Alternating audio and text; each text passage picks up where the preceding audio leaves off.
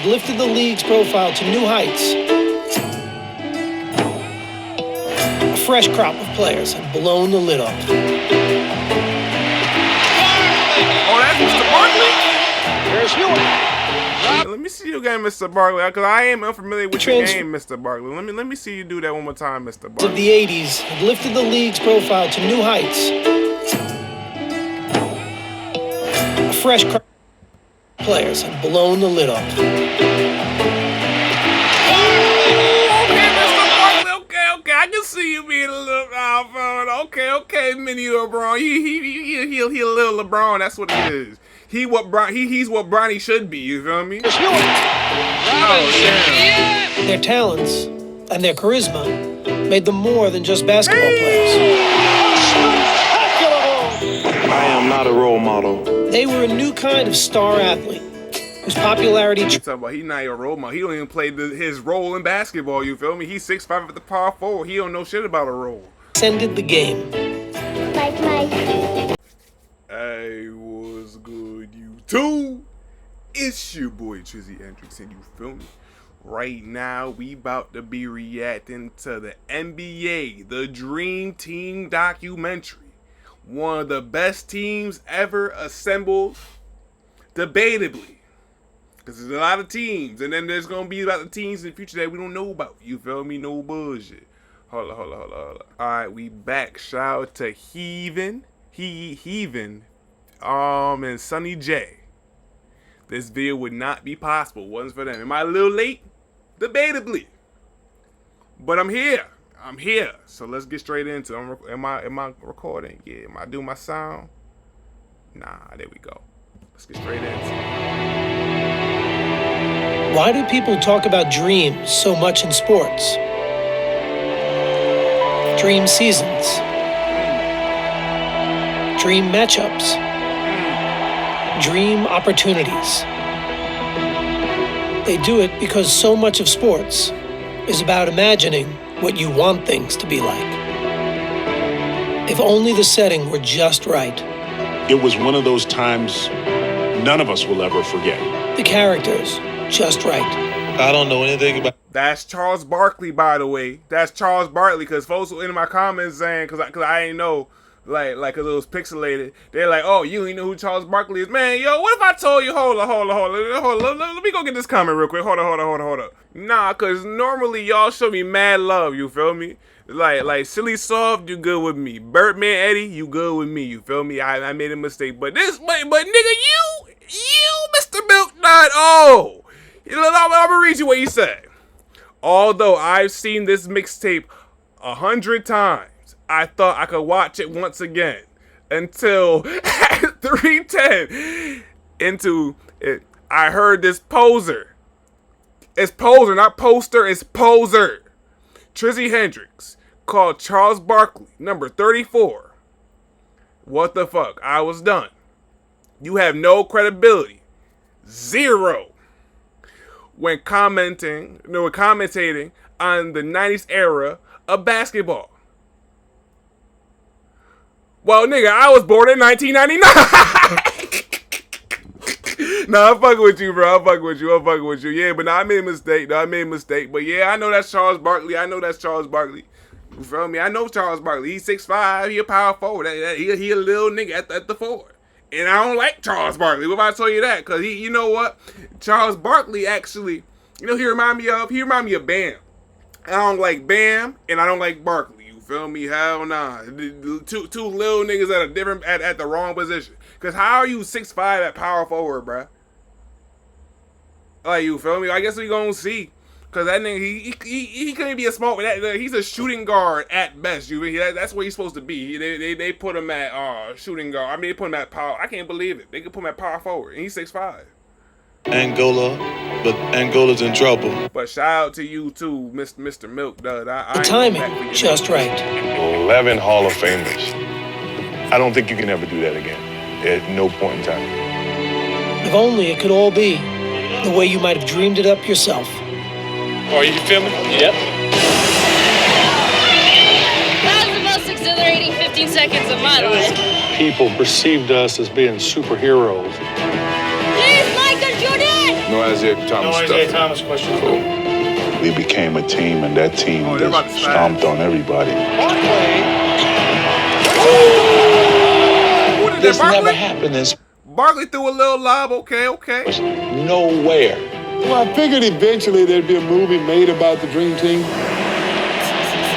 This group may well be the greatest team ever assembled in the history of team sports.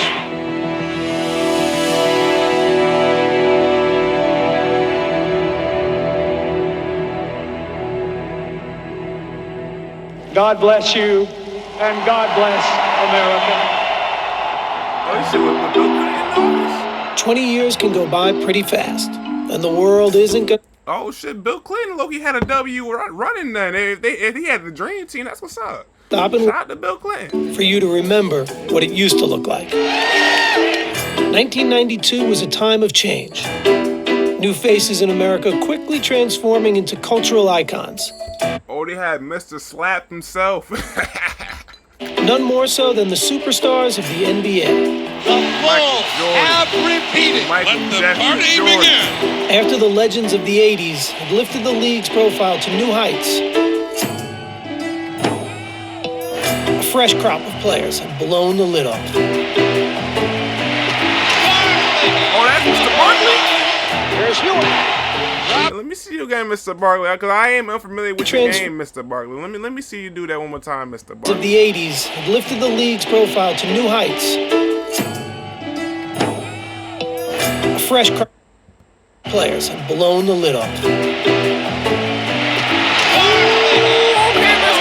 Okay, I can see you being a little okay, mini LeBron. He a little LeBron. That's what he is. He's what Bronny should be. You feel me? Here's Hewitt. Oh yeah. Their talents and their charisma made them more than just basketball players. I am not a role model. They were a new kind of star athlete whose popularity You talking about he not your role model. He don't even play his role in basketball. You feel me? He's 6'5" at the power forward. He don't know shit about a role. transcended the game. I heard he don't even. Oh shit! I fucked up. I heard he don't even eat Hawaiian rolls. That's why I'm just saying. Is it the shoes? No, Mom. And now the very best of them awaited their brightest showcase, the world's largest athletic That song was stage, crazy, I'm not gonna the lie. Olympic Games in Barcelona, Spain, even if no one truly realized the impact they would make there. It's a watershed moment in the history of sports, not just the Olympics, not just basketball. It moved the culture along. But in 1992, not everyone was ready for them. Not everyone thought pro basketball stars had a place in the Olympics. This kind of thing had never, ever, ever been done. So there was a lot of, poking the bear, if you will, by people in my profession. Sports journalists and journalists in general were skeptical, angry, because this wasn't the Olympic movement. The Olympic ideal had always been about amateur competition, which meant the United States had always sent basketball teams made up of college kids.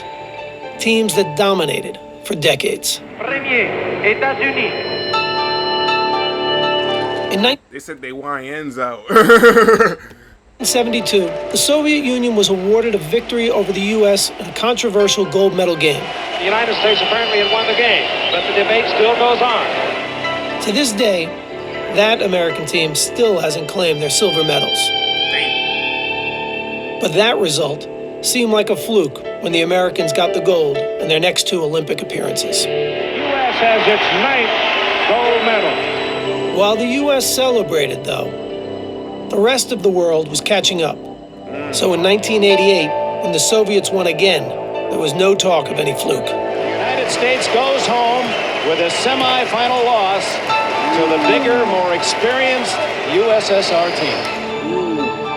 I was embarrassed. I know some of the guys left their medals there in the room. They didn't want to take them home. And here we are, USA on our chest, and we didn't get the job done. But the amateur ideal had gotten muddled. While NBA players were prohibited from Olympic competition, professionals from other leagues abroad could play. If you played in Europe for money, you were an amateur, but if you played in the NBA for money, you were a professional. And so our players weren't eligible. Those other countries were using pros, playing against 18, 19-year-old kids. That is really unfair. Changing the hypocrisy, though, was a central goal of a European named Boris Stankovic, the head of FIBA, the World Basketball Federation. He was very much intent on lifting basketball up to the highest possible level of international sports. And if the whole world knew that the very best players in the world were not participating in the Olympics, that made it a second-class event. So in 1989, Stankovic issued a resolution to allow pros from all leagues to compete in the Olympics. But back in America, the NBA was lukewarm to the idea.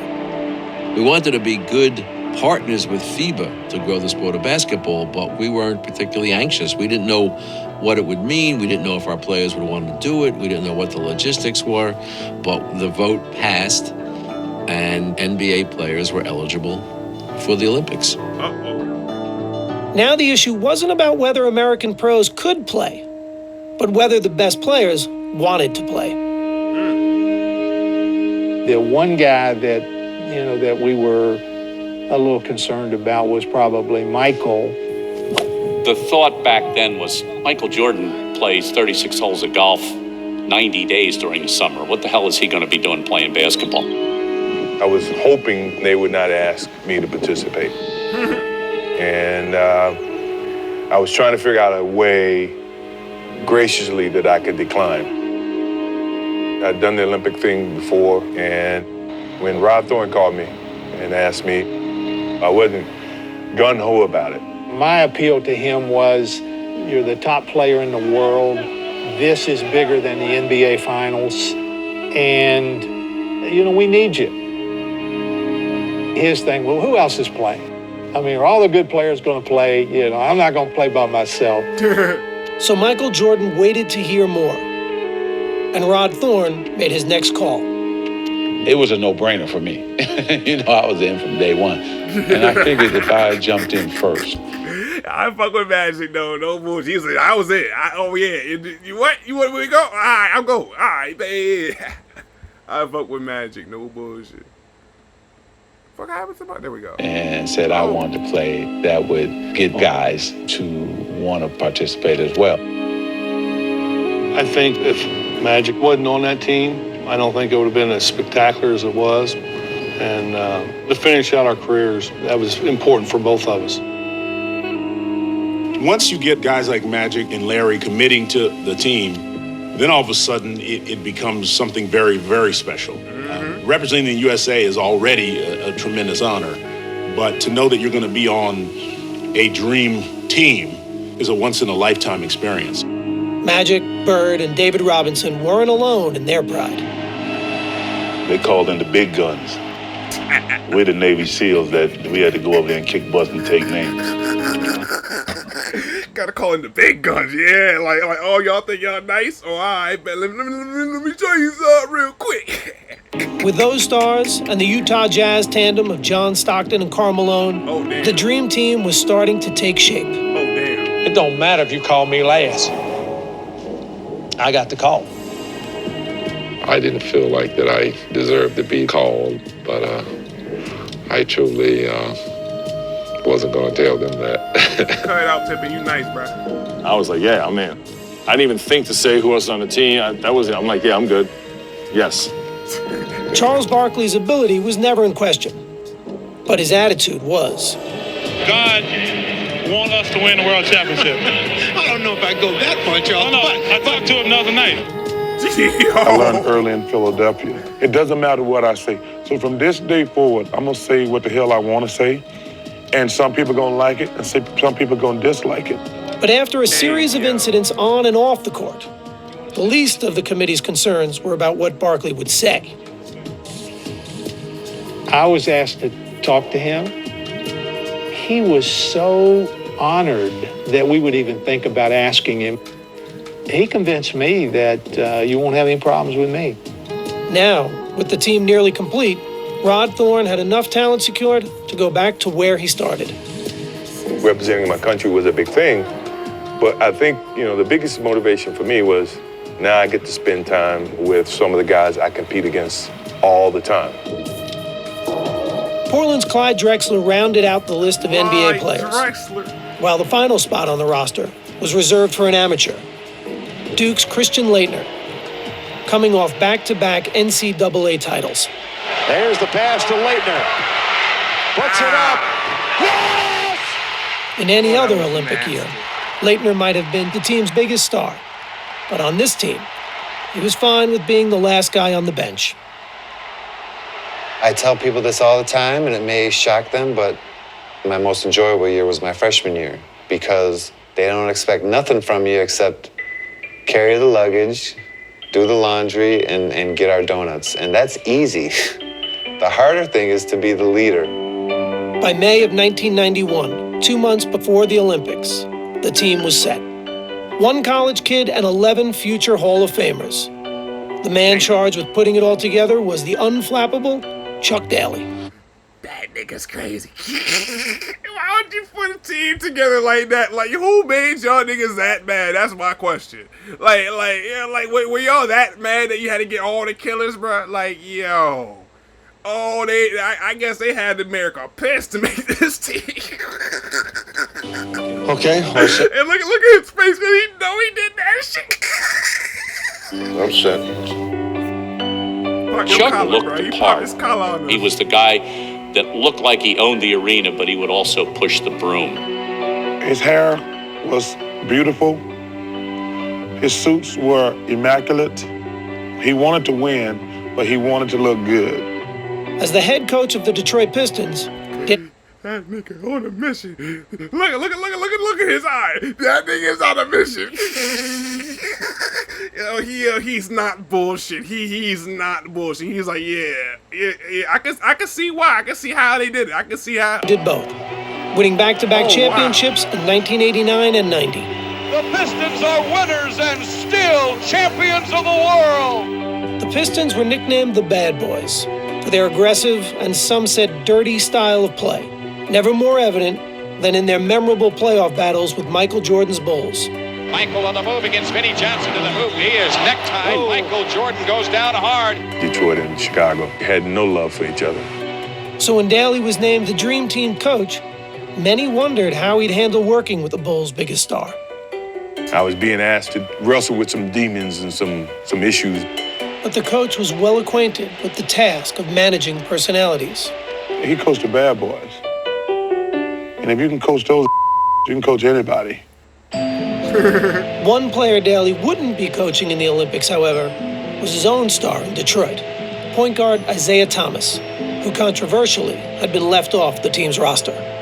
No matter how much people try to say now, it was no big a deal. It was a big deal. I talked to Isaiah at the beginning of the year about the aspect he wasn't on the team, and he was not comfortable with it. I'm sure he is very hurt. He's a very deserving player, but, he was not selected. Thomas was well on his way to a Hall of Fame career, but was also seen by many as the biggest cultivator of the Bad Boys image in Detroit. The head menace. Isaiah was the general. He was the guy that would yap at his teammates and say, knock him on the ass, do whatever you got to do. A beautiful backdoor pass from Pippen, and he is walloped. He knew he was going to get hit. I despised the way that he played the game. He just punched it. No, he didn't. No, he didn't. Say, knock him on the ass, do whatever you got to do. A beautiful backdoor pass from Pippen, and he is walloped. He knew he was going to get hit. I despised the way that he played the game. Look at him. He just punched him. It didn't even do no damage. He's like, what the fuck? Did you want him on the dream team? No, I did not want him on the team. Did Michael? Did he want him on the team? Well, I can't speak for Michael, but I don't think he wanted him on the team. Now, there has been speculation that your icy relationship with Isaiah Thomas is the reason that he was not selected. Well, what is your reaction to that? That was one of the stipulations put to me prior to me even committing. that Isaiah wasn't a part of the team. I was getting strong innuendos that it wasn't just, it was coming from higher places that didn't want Isaiah Thomas on the team. Certainly things are being pointed at me because of our relationship and of course about the way that the end of the game between Detroit and Chicago ended. We were picking the group just after the Pistons had been eliminated by the Bulls, and it was very bad timing for Isaiah. Everybody had fresh in their mind the picture of Isaiah walking off the court. Pistons wasting no time in getting out of here. They left the bench, although there's 7 and 9/10 seconds remaining. The Pistons just left. When the Pistons walked off the court before the final bell, I think it left a bad taste in a lot of people's mouths. All right, no Isaiah Thomas stuff. No Isaiah Thomas questions. Cool. Jordan and the team were done answering questions about Isaiah. But with training camp approaching, a bigger question would need to be answered. Hello, how you doing? How would the 12 stars that were selected play together? Welcome. This shit, as long as you got Magic and Bird, you good to go. You feel me? That's his pass, dime. That's 80 assists. So you good to go. Training camp began on June 22nd, 1992, in La Jolla, California. And when the gym doors opened, no one was quite sure what to expect, especially the players themselves. There's a lot of egos in one gym and on one team. Everybody wanted their form to shine and showcase why they were a part of this team. With all these stars on the team, if it comes down to the last shot, who's going to take the shot? Me. Everybody in the world has an ego. The only difference between us, we have a reason to have an ego. Every one of us felt like we was everybody. And when practice started that first day, every player seemed to be trying to prove just how great they were. It was a very competitive practice, and I'm thinking, aren't we all on the same team? Patrick go, I don't want to play with David, I want to play against him. Then you hear Michael say, I don't want to be on Magic's team, I want to play against him. Every evaluation of Michael Jordan at that time was, he's good, but he's never Magic Johnson. In my competitive nature, I wanted to use every little bit that I could gather so that I can gain an advantage. Karl Malone, he's the only guy I would even compare to myself at the power forward position. So I want to prove that I was the best power forward in the world. Charles. Yeah, he's a great talent. Do I think he's better than me? Hell no. So let's do this. By the time this is over with, you're going to be thinking I'm damn good too. First practice, Barkley drives baseline, and Karl Malone jumps up like this. Barkley just dunked on him so hard. It was just an unbelievable play. I felt like, man, I cannot believe that I'm part of this practice. A few days later, the team had a chance to acclimate themselves to playing on the same side. Chuck Daly had scheduled a scrimmage against a select group of college players. A group thrilled to be facing off against their idols. Not me. Hell nah. I'd be damned if I lose, bro. Fuck that shit. I'd be that motherfucker rage. I'd be like, pass, come on, go. Nigga, you better. You feel me? I don't want shit. I don't be crashing out. Don't put me on no losing team, bro. I hate to be on a losing team, bro. Hell no. Especially a losing team that's not listening, bro. When you got the strength. Forget about it. Might be picking up Magic a little bit full court, so things are just happening for me that really makes me happy. My whole thought process was don't embarrass yourself, and that was like the theme for me, like just hang in there. A lot of those people that I've looked up to, Barkley, Malone, a lot of those people talk confidence, and I think it's going to be a good matchup. There's no advantage on either side. For the college players, it was a chance to see how they'd match up against the world's best. For Coach Daly, it was an opportunity to get his stars to grow into a single unit. I think we're somewhere between the mentality of an all-star game and trying to come together as a team. So we've got to continually work on this. Daly had been hired for his ability to manage personalities and egos. And when the scrimmage began, it became apparent that his players had left one of their biggest weapons, those egos, somewhere else. Wait, I think the college players, they won this game. Yeah. Oh, actually, if I was on the college team, I would have talked shit. I would have talked, yo.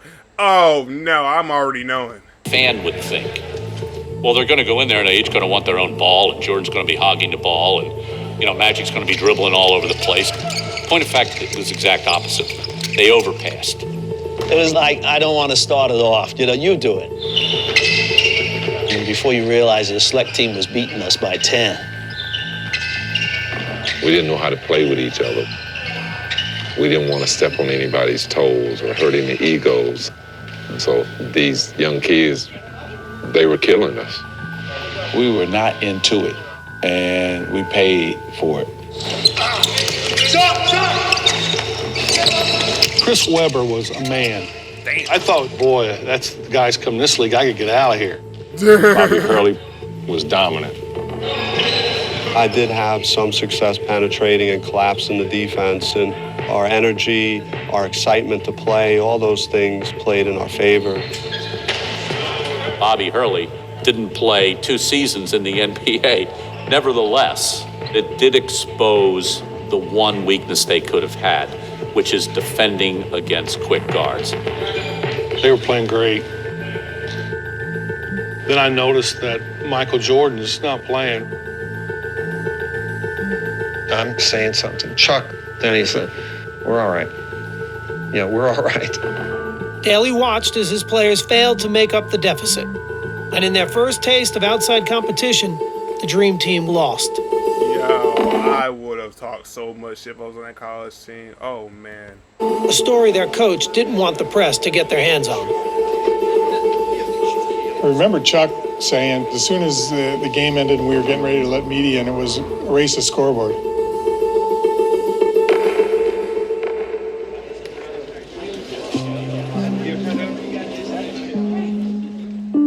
Media comes in, scores, if not hundreds. They can sense something. You can feel the tension, or you feel something in the air. Well, some of these college players we've just got through playing against probably should be on this team, but they'll get their chance. The teams posed for a picture together, both not sure what to make of what had just happened. But the man in charge may have had the answer. He threw the game. Chuck threw the game. If you look how much Jordan played and how he subbed guys in, not picking up, not making any adjustments, he knew what he was doing. It was legit. It felt tremendous. What we were doing that day, they couldn't stop it. There are kids who believe in Santa Claus too, and the Easter Bunny, and now that they've grown up, I hate to burst their bubble, but it was a game thrown. Not many people would have done it, and he did it. It was gratifying to Chuck for us to get our butts beat like that, because now we had to listen to him. From then on, he had a way of just saying, you could lose. After fixing his collars and his hair, his speech was, anybody can get beat, so you gotta be ready to play. And I think that's the only speech he ever gave us. The message got across. I mean, Chuck couldn't have been happier, I'm sure. It was brilliant on Chuck's part to be able to orchestrate that and play along like he didn't. Why didn't he tell you guys? We probably would have screwed it up. The next day, training camp ended with a rematch against the college kids. And once play started, everything made sense again. The tables were turned drastically. We showed them why we are who we are. We pretty much beat them by 100. They couldn't score. And by the way, Jordan played a lot more that next scrimmage.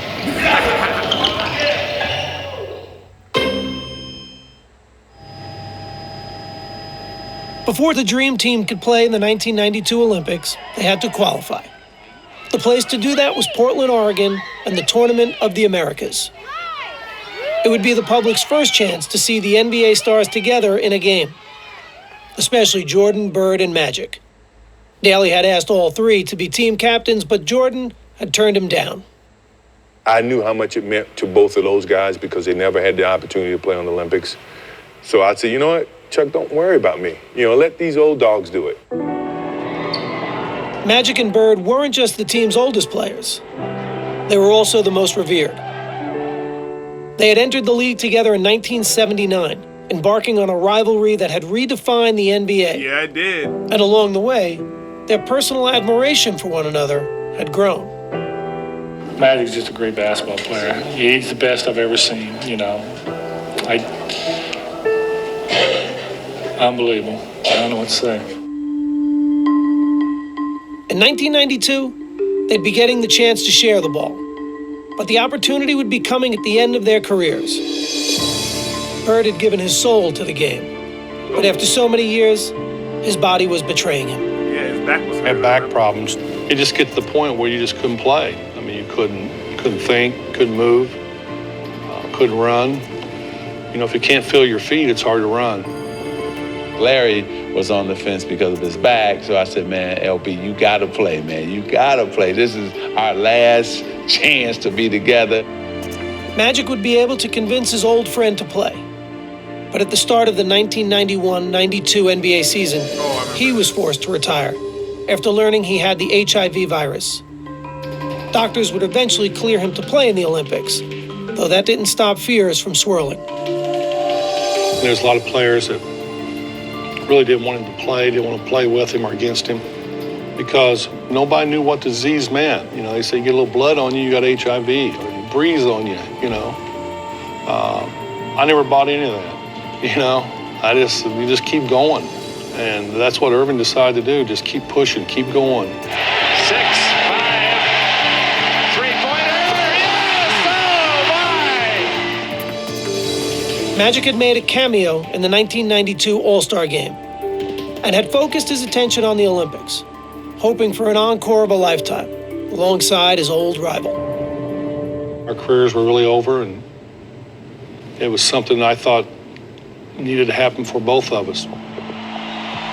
Their debut would take place at Portland's Rose Garden, with their team needing to medal in the Tournament of the Americas to qualify for the Olympics. That seemed like a foregone conclusion to just about everyone, including their first opponents, who were completely in awe before the game even started. The Cuban team spontaneously drops to its knees as if 12 popes had come by on Easter Sunday. At that point, the idea that this is merely a basketball game has been ripped asunder.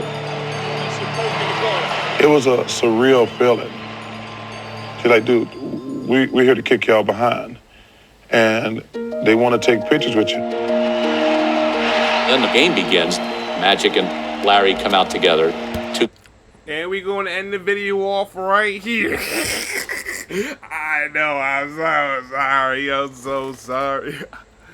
But yeah, nah, make sure you like, comment, subscribe on the video. You feel me? We're going to bring this into a part 2. But yeah, y'all, I'm about to get up out of here, y'all. Easy.